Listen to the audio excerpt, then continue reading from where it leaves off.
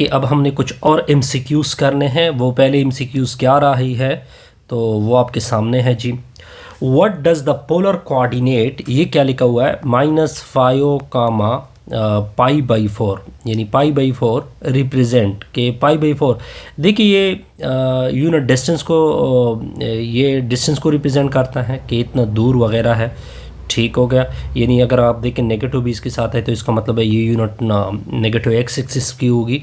और π/4 किसको रिप्रेजेंट करता है, बेसिकली एंगल को रिप्रेजेंट करता है, और एंगल का नॉर्मली हम लेते हैं डायरेक्शन। ठीक हो गया। तो अगर आप देखिए ऑप्शन बी करेक्ट होगी। 0.5 unit away in the direction π/4। ठीक हो गया।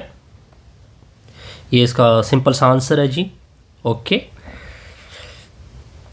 अब क्या कहते हैं, the polar form of the polar form. देखिए पोलर फॉर्म बेसिकली r का थीटा, पॉइंट की फॉर्म में r का थीटा की फॉर्म में होता है। और हम जब z किस तरह लेते हैं, x + y आयोटा लेते हैं। x की जगह r थीटा होती है, r cos थीटा होती है, y की जगह r sin थीटा होती है। ठीक हो गया।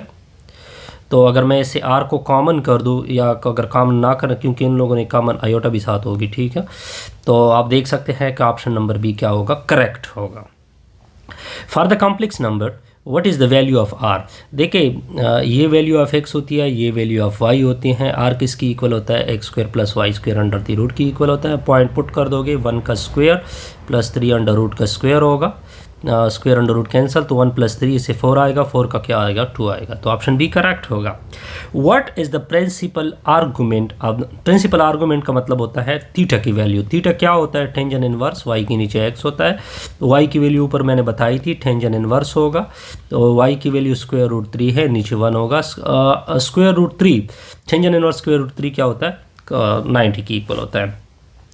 The modulus of a complex number is calculated. देखिए मॉडुलस जो होता है वो जी इस तरह 2 लकीर खींचते हैं, इसका स्क्वायर और वाई का स्क्वायर होता है, फिर इसके ऊपर अंडर रूट होता है। देखिए अगर आप इसमें देखिए ऑप्शन नंबर बी क्या होगा, करेक्ट होगा। आसान सा रिजल्ट है जी। The principal argument of a complex number is typically chosen in the range. देखिए जो प्रिंसिपल आर्गूमेंट होता है, दोबारा रिपीट कर रहा हूँ, जो प्रिंसिपल आर्गूमेंट होता है वो π to -π की इक्वल होता है। ठीक है, क्योंकि हमने फॉर एग्जांपल अगर हमारी एंगल जो है वो पीछे रह गई तो हम उसमें π ऐड करते हैं, या π सब्ट्रैक्शन की वो क्या करते हैं, एडिशन वगैरह करते हैं। ये भी आसान सा रिजल्ट है जी। आप देखिए ये MCQ, which of the following represent the same point.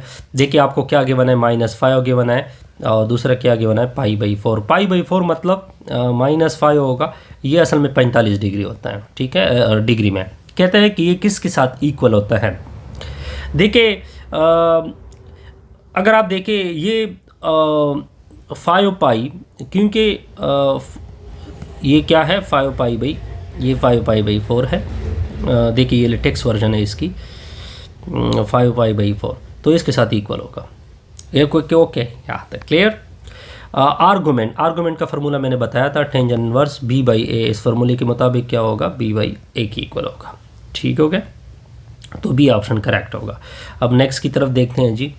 Next क्या है, नेक्स्ट है the polar form of this complex number. देखिए हमने ऊपर ये सारा कुछ बताया है। पोलर फॉर्म इस तरह होता है, cos थीटा होती है + आयोटा sin थीटा होती है, यहाँ तक ओके। आर की वैल्यू ऊपर मैंने फाइंड की थी 2 थी, और cos 60 डिग्री, थीटा की वैल्यू भी मैंने ऊपर फाइंड की थी, sin 60 होगा। और बस आपने इसमें पुटिंग करनी है, तो बल्कि यहाँ तक क्लियर हो जाएगा ना, + iota sin 60। Option number C is correct होगा। ठीक है, अब नेक्स्ट देखें।